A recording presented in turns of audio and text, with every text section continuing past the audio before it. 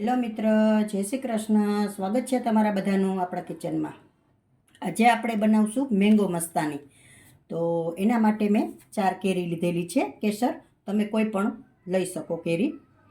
તો હવે આપણે આને છાલ પાડી અને નાના નાના પીસ કરી લેશું. છાલ આ રીતે આપણે પાડી લેશું પહેલાં.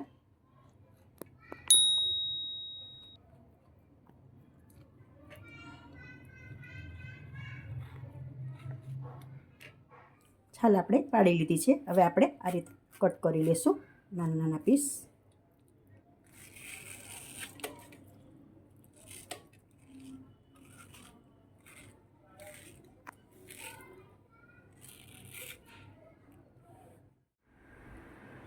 કેરી આપણી કટ થઈને તૈયાર છે. હવે થોડા પીસીસ હું આમાં કાઢી લઈશ.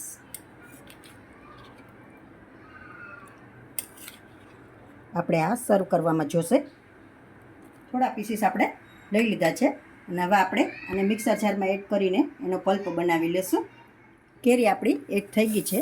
તો હવે 1 ચમચી આપણે ખાંડ એડ કરી દઈશું. ખાંડ આપણે બહુ નહીં નાખીએ, કેરી મીઠી જ છે આપણી. અને 1 બાઉલ જેટલું આપણે દૂધ એડ કરી દઈશું. હવે આપણે ક્રશ કરી લેશું. તો પલ્પ આપણો કેરીનો તૈયાર છે. જો આટલું થીક રાખવાનું છે. આપણે સર્વ કરી લેશું.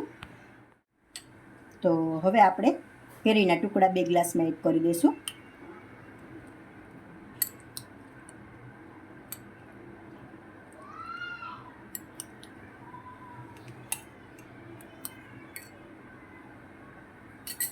હવે આપણે આ પલ્પ બનાવેલો હતો એ એડ કરી દઈશું.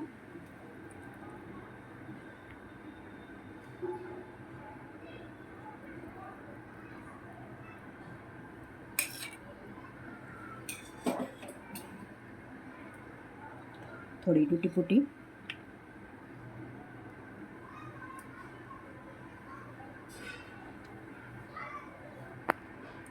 તો આપણે વેનીલા આઈસ્ક્રીમ લીધેલું છે એ થોડું થોડું એડ કરી દઈશું.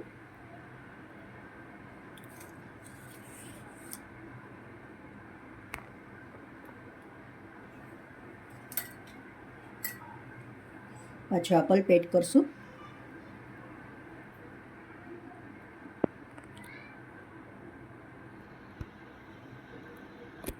પાછું આપણે આઈસ્ક્રીમ એડ કરી દઈશું.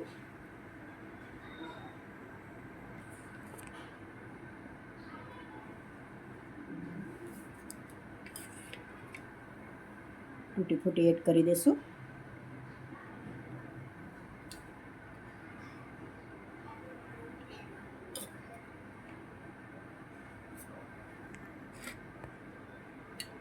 કેરીના ટુકડા એડ કરી દઈશું.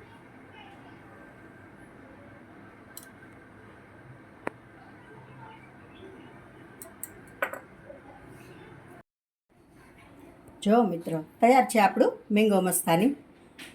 આ રેસીપી તમે જરૂરથી બનાવશો, બાળકોને પણ પસંદ આવશે અને પેટને પણ ઠંડક આપે એવું છે. તો જો તમને મારી આ રેસીપી પસંદ આવે તો લાઈક કરશો, કોમેન્ટ કરશો, તમારા મિત્રોમાં શેર કરશો.